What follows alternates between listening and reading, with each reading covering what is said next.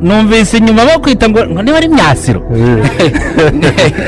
Myasiro byose bifite aho byaturutse ubwo Myasiro tuzi ko ari umuntu wakize bavuga ufite amafaranga menshi ubwo nawe ku izina Myasiro rero aho ryaturutse kuko nakunze gukora akazi cyane ka resitora ngaba n'umukarani ndetse ngabateka mbagaburira ibintu bikagenda neza ariko ubu ngubu ndashima cyane Perezida wa Repubulika. Ariko aya ni amahirwe nyine ari mu murenge wanyu wa Nyamyumba mu byaza umusaruro ubwo ni ubukarani bukorerwa mu kiyaga cya Kivu. Hano dukorera rero dukora umurimo tupakurura ibyombo bituruka za Rusizi no hakurya hariya mu baturanyi hariya muri Kongo, tugakora n'imodoka ziturutse hariya mu gihugu cyacu ari zo ziriya uruganda rwa Prime, ibundi tugakora na sima zituruka iriya Icyangugu, nuko ibyo byose turabikora kandi bikaduteza imbere. Bivuze ngo hano hatuye ntabwo wabura akazi, ari amahirwe yo kubona akazi bitewe n'ayo mato yose abazana ibintu aturuka muri Kongo, aturuka mu bice bitandukanye aza gupakurira ibintu hano rero ntabwo waza ngo ubwirirwe ubundi yuje, ntabwo ugomba gutaha udafite 2 cyangwa se 1,000 ndetse ukageza no kuri 5 bitewe nuko akazi kabonetse. Rwose hano tumeze neza, turashima cyane kandi turashima Perezida wacu ibyo bintu yabashe kutugezaho. Abangaba bari bakarani babona akazi nyine biturutse ku mahirwe ari hano y'iki kiyaga cya Kivu mufite hano gituma nyine babasha kubona nako kazi. Ariko twari imusozi tureba imisozi yo mu murenge wa Nyamyumba, mukanya mwaririmbaga muti iyi nyamanzira nyine ndiyona ngo niyo yonye ngo yonera ubishaka ngo kandi ngo nakanyuni gato yangira nyirira ndiyona. Iyo myaka ku misozi bimeze nitwa Bizimana Elia ku izina bakunze kwita muri rusange Kazungu. Ubu imyaka imeze neza iratoshye, turi kubona kavura, imyaka urebye mu mirima imeze neza iratohagiye. By'umwihariko duhinga ibishyimbo, imbuto cyane usanga ari cyo gihingwa gikunze kwera muri aka karere ka Rubavu. Hari ibishyimbo, indoryi, tomati, ibigori, soya, cyane n'ibigori birera ku bwinshi cyane rwose ku buryo twasaguriza n'amasoko.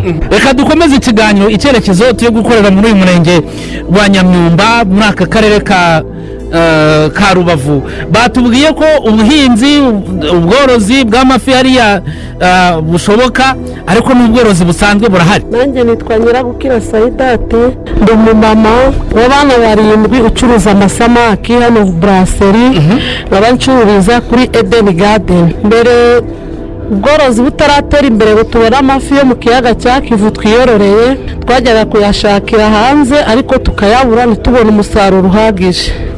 Ariko ubu ngubu bitewe n'agaciro nyakubahwa Perezida wa Repubulika yaduhaye, turorora kandi tukanacuruza, tukatworera ahitwa Ibusoro.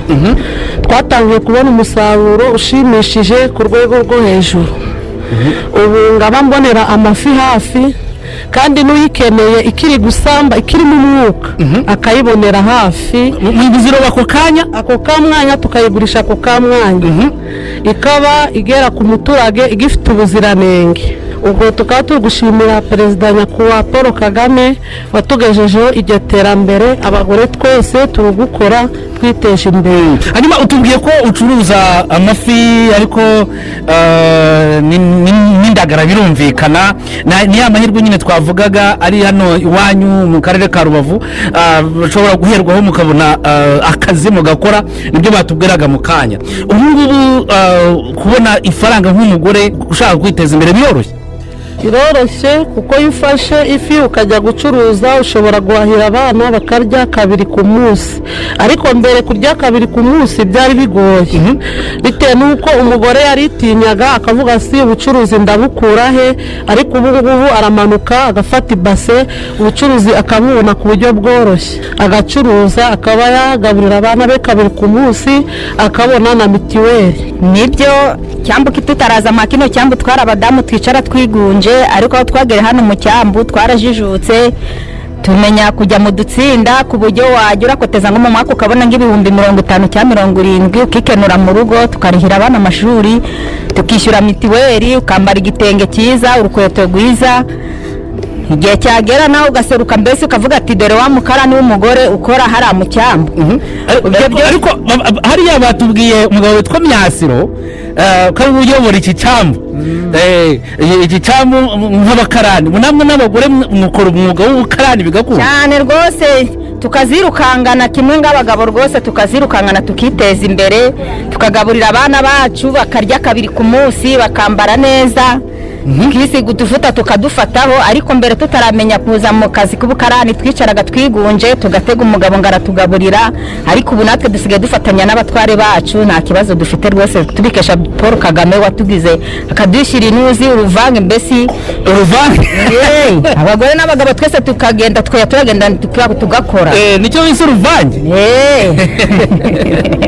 Ariko hano ngo kuhakorera birashoboka. Numvise imusozi ari ukuntu ngo muhinga abafite ikawa bitubwiye, ukaba mushobora no kujyana kuri rwa ruganda nyine, turagenda tugahinga tukiteza imbere, tugashakisha, tugafata n'ubuyi, tugafata abakozi bakagenda bagakora mu mirima, ubwo tukiteza imbere, nta kibazo dufite rwose. Reka turebe, wowe uri umukarani ufite n'ubwo buhinzi, reka turebe ukuntu bijyanana kugira ngo iterambere ryawe rizakomeze rijye imbere. Iyo twaje hano imirimo ihari, iyo mbonye ngibyo 2,000 cyangwa 3 ndagenda ngafatamo umukozi akajya mu murima, nanjye ngaza gukora, ubwo ibintu tukagenda nyine biri kunganirana gutyo. Wikorera nk'ibiro bingahe?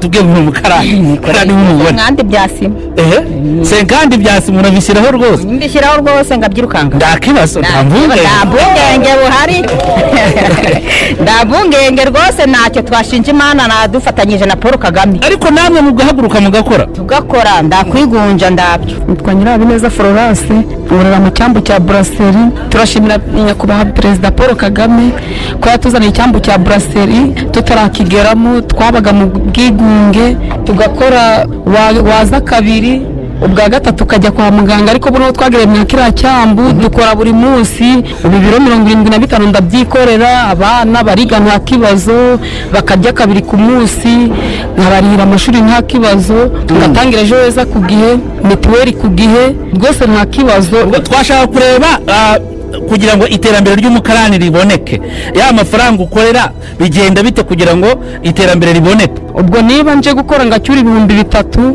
nizigama mu dutsinda mu gatsinda, ubwo rangoreye 3 mu gatsinda ngiramo 1,000 bikaba ari byo kurya. Ubwo kagatsinda ngabanye ku mwaka ndagenda ngaguramo ngagakoko cyangwa se akagurube kazandengera mu gihe kizaza. Nagiye mu gatsinda ngagenda mfata amafaranga ngura akagurube, ubu rwose akagurube nta kibazo kugashondeka n'ingurube. Wayiguze amafaranga wakoreye? Amafaranga nayiguze 40,000 nagabanye ku mwaka, nishyuye na mituweli n'abana bari kwiga. Ubwo ndangije mbona kugira ngo ngure umwana mu ishuri yirera ari kibazo, nyohereza mu rugo, abana barayahirira nganabahemba n'ibyo kurya ngabiboherereza byongurube, ngeka ko mu mwaka mu mezi 5 azaza wenda azagira icya nzakagurisha ngikenura. Nitwa Mukamazera Florida, ndi umumama utuye mu murenge wa Nyamyumba, kagari ka Rubona, ndi umurobyi. Wowe umurobyi? Kanya twaganiraga n'abakarani, wowe wahisemo kuroba? Yewe nahisemo kuroba, niwo mwuga wanjye. Mu uburobyi ni umwuga mwiza cyane. Kera 98 abamama baritinyaga kujya mu burobyi, ariko ubu ngubu abamama bariratinyutse. Dufite abagore bari mu makoperative 8 bageze muri 250. Natwe tugura amato tugashyiramo abakozi, turi abantu biteje imbere ku buryo duhemba. Dufite abakozi, nkanjye mfite abakozi 9 mpemba buri kwezi, bakoresha ubwato bwanjye bubisambaza. Ni ya mahirwe nyine navugaga aboneka muri uyu murenge wa Nyamyumba, muturiye nyine ikiyaga cya Kivu. Twatekereje kuba umurobyi. Ubundi aka kazi twajyaga tugasangamo abagabo n'abandi basangaga bakora umushinga, kubera ayo mahirwe nyine hari yo guturana n'iki kiyaga cyacu. Buri namwe mwana utinyutse? Twaratinyutse, natangiye ncuruza isambaza. Ubwo rero kubera ko nacuruzaga nyine ngurira abantu bafite amato yabo, nanjye njya muri sako mfata mideni ngura ubwato bw'ikipe bugura 5 miliyoni, ndangije nshyiramo abakozi nanjye ndaroba nkiteza imbere nkateza n'igihugu imbere. Nishyuriye abana banjye bariga bararangiza, ndubatse ibyo byose ni iterambere ryo mu burobyi. Uburobyi rwose ni umwuga mwiza cyane, abantu badafite akazi bazaze bacuruza isambaza, bacuruza amafi, bacuruza indugu. Nta muntu w'umurobyi warwaza imirire mibi kubera ko abarya agasosi, mbese nawe ukundeba ko agafuresheri ni kose. Yego, furesheri ni kose, ariko batubwiye ngo n'amafi hano arahaboneka. N'amafi arahaboneka, arahari, hari ayorowe, hari arobwa mu buryo buri gakondo busanzwe, nta kibazo. Nitwa Maniragwa Joramu, umudugudu wa Rushagara. Ubworozi hano mu murenge wa Nyamyumba, ubworozi butandukanye, ubworozi bw'inkoko z'inyama, izitanga amagi, hakaba ubworozi bw'amatungo magufi, ingurube, ihene, indama, ndetse hakaba n'ubundi bworozi rimwe na rimwe bw'inzuki. Ibyo byose rero ni byo mu murenge wa Nyamyumba bijyanye n'ubworozi. Ikiri imbere n'ubworozi bw'ingurube n'inkoko zitanga inyama n'amagi. Namwe muravuga ngo ni ingoko? Yego, ni ingoko koko, cyangwa se ngo ni indama nazo ziraboneka cyane. Ziraboneka izo ndama umaze kuvuga n'ingoko, byose bitanga umusaruro ku muturage w'umurenge wa Nyamyumba akagubwa neza. Komanera Constantine, ndi umucuruzi w'amafi, curuza amafi tukanayorora. Ndi umworozi w'amafi. Koperative yacu y'amafi yitwa Koaba, yaduteje imbere. Twatangiye dukorera ku muhanda, batubwira ibyiza byo gukorera mu makoperative. Dukorera muri koperative, bigeraho tubona ingunga, tubona umusaruro w'amafi uri kuba mukeya, dushora amafi, umusaruro dushoramo amafaranga. Turavuga ati reka tworora amafi, kuko umurenge wacu amafi yari yarabaye makeya, ariko turuguke kuko tugiye kujya dusarura amafi yakaba menshi tugasaguriza n'amasoko yo hanze. Koperative yacu ubu dufite amakaje 16, turuguteganya ko tuzagera ku makaje 100.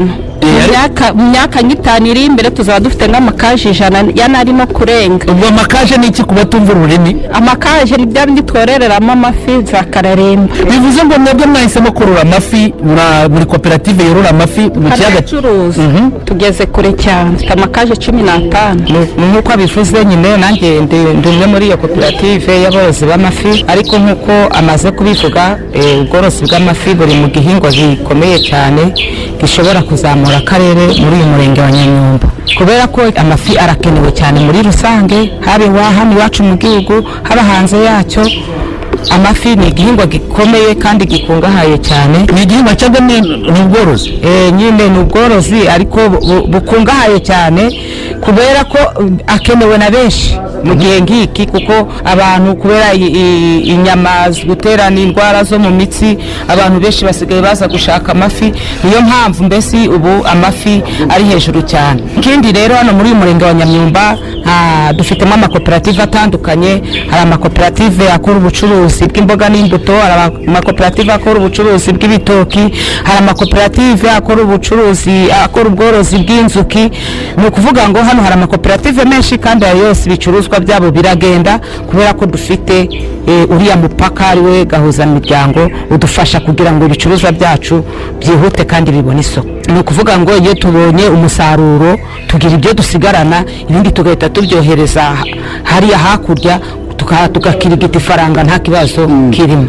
N'uburyo batwubakiye iki cyambu rero, ndetse no ku mupaka hari karasi boda. Ibyo byose ni ibintu bidufasha kugira ngo bya bicuruzwa byacu tubigeze ku masoko yose dushaka. Hanyuma turacyari mu murenge wa Nyamyumba, turacyari mu kiganiro icyerekezo, turi kureba uburyo umuntu akorera muri uyu murenge n'amahirwe aba ari mu murenge. Ubwo nicyo kiganiro twateguye kugira ngo turebe amahirwe ari mu murenge, abantu bayabyaza umusaruro gute kugira ngo bafatireho iterambere. Hano mufite amahirwe yo guturana n'ikiyaga cya Kivu, ariko mufite amahirwe yo kugira ubutaka bwera. Ibyo bihingwa twumvise utari mu mazi aba ari mu buhinzi cyangwa se mu bworozi, birumvikana ubworozi bw'amafi cyangwa se ubundi bworozi bw'inka n'andi matungo. Hanyuma utari muri ibyo aba ari mu buhinzi bw'imbuto twumvise hano naho zihera ku bwinshi. Yewe ngora umwuga w'ubucuruzi busanzwe, ncuruza botike aha mu murenge wa Nyamyumba. Icyo ushaka cyose wamanuka uvuye umurenge wa Nyamyumba, uvuye Rubavu, ukaza ahangaha hano ku Kivu ku mazi, ukabona ibicuruzwa byose biba bihari, haba imyenda, amavuta yo kwisiga, ubuhinzi mbese ibintu byose tubyinjiramo ku buryo bwose bushoboka ku buryo twashoboye kwiteza imbere nk'abagore. n'ubuhe mwihariko w'umurenge wa Nyamyumba? iyo umuntu yumvise umurenge wa Nyamyumba hari ukundi kuntu abyumva bitandukanye wenda n'abandi batuye mu karere ka Rubavu. Umurenge wa Nyamyumba umwihariko wawo hari ikiyaga cya Kivu, hakaba n'amashyuza, impande zose ziva mu murwa hirya no hino bakaza hano ku mazi ku mashyuza bakiyogera bakoga neza, barangiza koga bakaza tukabaha n'imyenda yo kujyana mu mazi koga, uvamo imfunane zose zakize wananutse neza nta kibazo ufite. aya ni amahirwe yandi ari mu murenge. Turabyaza umusaruro twiteza imbere kuko ntago waba utuye hano ngo ubure kutajya hariya ku mashyuza ngo winanure neza. Aho nawe ugomba kwiteza imbere ukajya kwinanura ku mazi. Ubwo iyo wavuye ku mashyuza uvayo n'ubundi ukajya mu murimo wawe.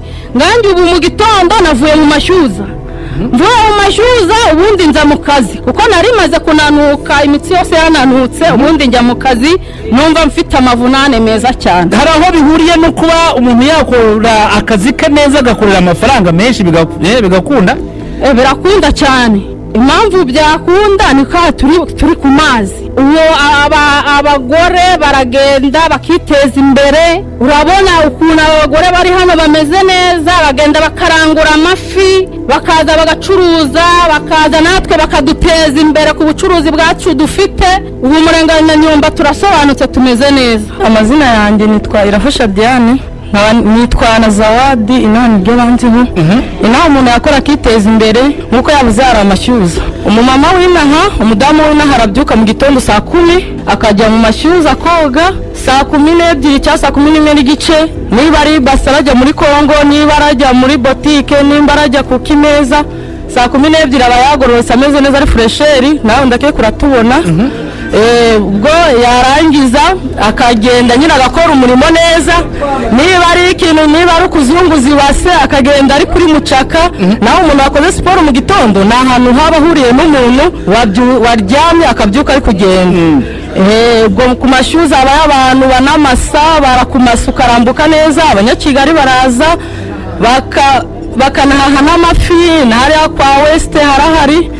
Urana umudamu wari uri kuvuga, nawe baratwokereza amafi ukayiroba bakanayikokereza kuri make, mbese tumeze neza nawe urabibona, tukarya tukanihaza. Kandi ntabwo wafata ibicuruzwa ngo bigurishe, niba ucuruza imbuto n'ibiki ngo bijyane ku isoko, abana baba bakeneye no kuva mu mirire mibi bakamera neza. hari umuntu wambwiye ngo utuye muri uyu murenge ntugire amafaranga ngo ufite ikibazo. hari igihugu cy'abaturanyi muturanye, hari uburyo mukora ubucuruzi, ubu niba mubyita ngo niba ari ugucora bimeze biti ibi bintu? Ibyo byo gucora ntabwo byemewe, ndakeka ko ntabwo byemewe. Urasora ukaba wabyambutsa mu buryo bwemewe. abo bacoracora bo ndakeka ntabwo arabinaha, ntabwo ari Abanyamyumba. Twebwe dufata ibibari bakatwandikira pasiporo na esipasi byose, n'iki cya sepejeri cya 5 ntabwo biba bikomeye cyane ku buryo wajya kwiba muri Kongo. uba ugomba kubikora neza, ukazana ibintu byawe neza, ukabijyana neza, ukanataha amahoro. Turakoraga bya danje turakoraga umva agacucu kagatutumuka. umugore wa hano wamuze ifaranga, ariko reka tubanze turebe abagore kuki hano ngo byanze bikunze mukorera amafaranga menshi. Bano n'abagabo turaza kubijyamo, ariko abagore ngo nimwe mukorera amafaranga menshi cyane iki cyaga kiri naha, ubucuruzi bw'amafi, ubucuruzi bw'isambaza n'ubundi bucuruzi bwinshi. Banyita Ingene Apolinariya. Hano rwose turakora, turabadamu biteje imbere rwose, ntabwo turobanura icyo dukora. Ari ujya gucuruza aracuruza, nkanjye ndi umutayeri. Ubu rero hano iwacu umwana arakura agakura atekereza ko agomba gukora umwuga nangwa akajya gucuruza. Ubwo rero hano kudakirigita ifaranga ni ubwende, kubera ko dukora tekinike. niba uri umudamu ugafata amatungo ukayorora mu rugo, niba wagiye gushogurika ukaza utwaye n'ibiryo by'amatungo, ubwo ryatungo iyo rimaze gukura urarigurisha. Rwose nkanjye w'umudamu nkaba nakibikaho 1 miliyoni nangwa 2 nzikuye mu bworozi no mu budozi. Niyo ngurishije ingurube, iyo ngurube ashobora kumereza 500, indi bakama 400, kubera ko nagiye gukubara nkabona ibiryo byo kwigaburira. Ubwo rero n'abandi badamu bacuruza nabo nuko aragenda akajya gucuruza, akamenya inshingano z'urugo nta muntu bijya bigora. Abagabo bimeze bite rero iyo abadamu bari muri ibi abagabo mwebwe muba muri mu biki ubwo twageze muri bya bindi byo kuvuga ngo ni ugushabika ni ugushakisha amafaranga umuntu agamije icyerekezo cy'imbere imbere kure cyane. Abagabo hano muri Murenge wa Nyamyumba n'abakuye amaboko mu mifuko hari akazi, hari abakora mu ruganda hano rwa Bralirwa, hari abakora ku cyambu hano. Kino cyambu gifite abakozi benshi cyane, benshi barimo barimo n'abagabo. Niba uri umugabo waje akazi ngo yakora neza amafaranga atana makeya ni 6,500 urumva ko harimo amafaranga kuyacunga. Rero hano urabona turi ku kigo cy'ikigino cya Sako, Murenge wa Dore Sako hano dufitemo ubwishingizi tukabitsa amafaranga ukora yo gutunga mu rugo. N'umugore yasha kuvuga ati ayo wakorera umunsi uyashyire kuri banki. Umugore bati nanjye nazanye turagiye uyu munsi, ejo n'umugore azabitsa rero ukorera nanjye nayo gutyo. Ni buryo mufatanye bwabwuzanye bw'umugore n'umugabo hano nibwo harimo Umurenge wa Nyamyumba. Barumvikana mwe wakoze umunsi agakora iki ukishyura abana, abatafite konti ari arwumvikane. Umugore arabona akishyura abana, waba atafite umugabo akishyura abana. Ubwo akazi rero akazi karari mbere n'akazi kari kubunguba akazi kariyongera tuva icyambo cyaza akazi kariyongera cyane. Ubu nta mugabo mushimire dufite muri Nyamyumba. Hano babubakenga icyambu gishyashya niyo mahirwe numvise mufite hano. Mpuzamahanga vuga ngo icyo mpuzamahanga muri kano karere k'ibiyaga bigari. Mpuzamahanga nicyo cyambere muri kano karere. Iki cyambu rero ukuntu giteye nawe ukigezeho niba waratembereye Mombasa. Njye nagize amahirwe yo kujya Mombasa ni hanini cyane ariko ntabwo wagera Mombasa ngo urebe hano Rubavu uhita wikanga ati se hano nawe byagenze bucya. Ibyo rero tubikesha perezida wa Repubulika Paul Kagame. Ubu ngubu abantu benshi baje babona barayerwa muri Nyamyumba bavuga ngo Nyamyumba yarimutse. Iki cyambu ukuntu cyubatse rero harimo ubu ngubu ni umupaka mpuzamahanga, harimo immigration ikoreramo, harimo igice cya immigration hakabamo n'igice cya transport. Ni ibice birimo. Ubwo n'abakerarugendo basigaye baza bakabifuza kuza kunda bagacamo bakaruko bameze. Nawe hagaze mbese nawe hano mu buryo utagezemo ni karibu rwose uze ujyemo turagwaje rugende utembere murebe nawe ibyo byiza bibwira abanyakigali ukuntu hameze. Yewe nitwa Sara Nyirahabimana. Yewe icyo ndi kuvuga umubyeyi wacu yarakoze, natwe twaritinyutse dusigaye nabwo twogenda tugacuruza tukiteza imbere. Ubu njyewe mfite ikimeza hariya muri Rombo, mfite akameza ariko ikibazo nda soko dufite. Dukeneye ko mutuvuganira n'ubundi tukagira n'isoko ryaremanga buri gihe n'ubundi ngatwe tukiteza imbere. Twe dufite utumeza natwe ngo mbese abarubanda rugufi bakitinyuka bose bakajyamo. Ni ukuvuga rero rwose umubyeyi wacu yaduhaye ibyo kugira ngo twiteze imbere twitinyuke, ariko ikibazo naduhe n'isoko, tukeneye n'isoko. Abaturage b'uyu murenge wa Nyamyumba muri aka karere ka Rubavu tuganiriye byinshi mu kiganiro icyerekezo. Mufite amahirwe menshi pe, mufite ikiyaga cya Kivu, mwumvise rwose abagore babonamo imirimo myinshi. Hari aborora amafi, hari abarobyi, uburobyi mwarabutinyutse, hari abacuruza ayo mafi nyine, hari abotsa ayo mafi birumvikana, hari imusozi, mufite amabuye y'agaciro, mufite ubuhinzi bwa kawa, mufite uruganda rwa kawa mushobora kugemuramo, mufite ubworozi bw'amafi. Byose bituma mubona amafaranga. Hano muravuga muti umuntu utabonye amafaranga aba ari ku bwende bwe ko mwivugira, ariko kandi mwarijutse nyine murakora kuvuga muti umuntu agomba gukora. Ni byiza cyane. Reka turebe ibijyanye n'ibikorwa remezo uko bihagaze. By'ibikorwa remezo rero uko bihagaze neza nuko twakomeje tubivuga. Ibikorwa remezo dufite hano murabona ko iriya gaze betare yo mu Kivu, ubu turavoma gaze tugacana, ubu ndetse tukamera neza. Ubwo rero ibyo byose bibungabungirwa umutekano, ugasanga ndetse nta kibazo gihari. Dufite umuhanda ujya Burushya, dufite n'undi muhanda ujya Buza Busoro, ndetse aho ku ruganda rwa gaze metani uhagera ndabugenge rwose nta kibazo gihari. Ibikorwa remezo birahari byinshi cyane. Dufite umuhanda wa Kivu Belt uko umusaza yarabivuze, dufite umuhanda wa Burushya, dufite n'umuhanda uturuka Serena uca hano hasi wa Bukerarugendo ugarana kuri Bralirwa. Ibikorwa remezo birahari. Dufite amashuri, dufite icyambu nabikubwiye, n'ibindi bari mu kubaka byinshi cyane. Navuga ko bari kubaka high school, Kivu high school. Dufite TVT hano nyuma ya Bralirwa, dufite ishuri bari kubaka cyane naryo TVT bari kubaka rica. Urumva ko ibikorwa remezo birahari. navuga ko ari izindi gahunda bafite baguca imihanda y'ibikorwa remezo ijyanye n'ubukerarugendo muri uno murenge. Mbega kutaza gutura muri murenge nabwira ngo abanyakigali bamanuke baze bature ku mazi bafite amahumbezi yo gukira. Ibibanza sabwo biri kuboneka ku mazi cyane ntabwo bihenze. Ibibanza biraro ufite miliyoni 20 urabona ikibanza cyiza ukabona akayaga keza cyane kiri ku mazi, usiga amafaranga uzasanga ikibanza cyawe twagiteguye. Ikibanza kirahari ku mazi gushobora kukibona. Ikibanza kirahari rwose, ikibanza cyiza ufite na miliyoni 15 ikibanza kirahari ku mazi hasi aba ni mu nyengero hejuru. Aho wicara ugakoza amazi ugakoza indoki mu mazi. Iyo tuvuze ibikorwa remezo habonekamo amavuriro, hakabonekamo amashuri.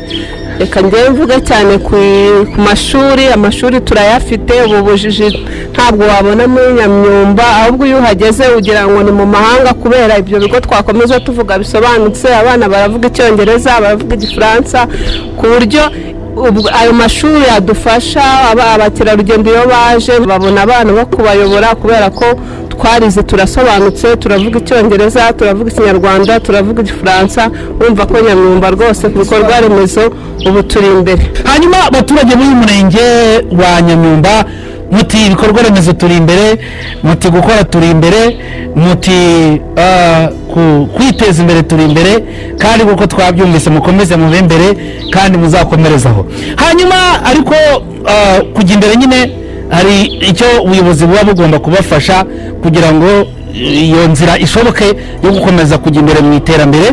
Reka n'ubundi uyu mwanya tuwubahe, niba hari ibyo mwifuza musaba ubuyobozi bwanyu rwose uyu mwanya muwukoreshe, hanyuma mugire icyo mwisabira ubuyobozi bwanyu bw'akarere ka Rubavu. Abagore b'umurenge wa Nyamyumba twiteje imbere cyane, dukunda no gukura amaboko mu mufuka tugakora cyane, ariko impungenge dufite twasaba meya wacu ko yadukurikirana akaduha isoko, kuko tubona isoko rimwe ku wa mbere niryo ryonyine rirema hano mu murenge wa Nyamyumba.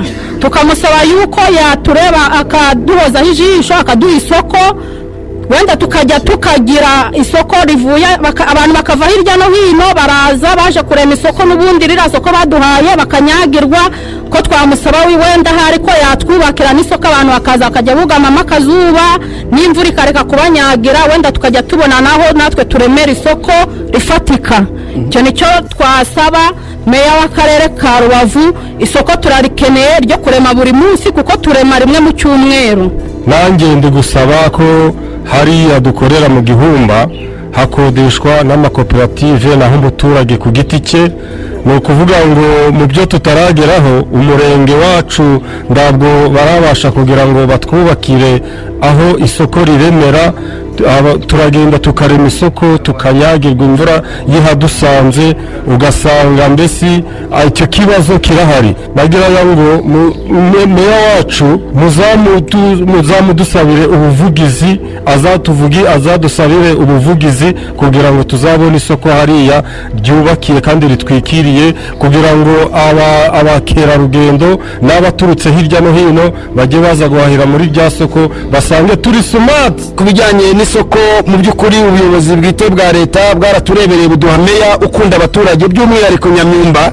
Turamwisabira ko n'ubundi mu bushishozi Imana yamuhaye natwe mu mirenge 12 nk'umubyeyi ashinzwe kureberera ko natwe umurenge wacu wa Nyamyumba yadukorera ubuvugizi tukabona isoko, abaturage bagakomeza kwiteza imbere n'akarere muri rusange, kubera ko buriya butaka dukoresha rimwe gusa mu cyumweru nubwo umuturage yatije amakoperative akorera, kuko isoko ryari risanzwe riremera bahubatse icyambu, ariko tumaze kuyimuka ntago badushakiye irindi soko, ahubwo twishyize hamwe dushaka uburyo ki twabona igisubizo, ariko igisubizo dufite ntabwo kirambye. Nkuko wabonye imiterere y'aka karere ni akarere keza kagendwa na ba mukerarugendo batandukanye ndetse n'abayobozi, ariko turacyafite ikibazo cy'umutekano muke uturuka kuri za ruhurura. Twagumye kugaragaza icyo kibazo cya ruhurura iboneka hano mu mudugudu wa Rushagara, dusaba ko yubakwa. Imyaka ibaye 12 batubwira ngo bazayubaka, ariko na n'uyu munsi ntirubakwa, kandi rimwe na rimwe hagenderamo ubuzima bw'abana batambuka ruhurura ikabajyana.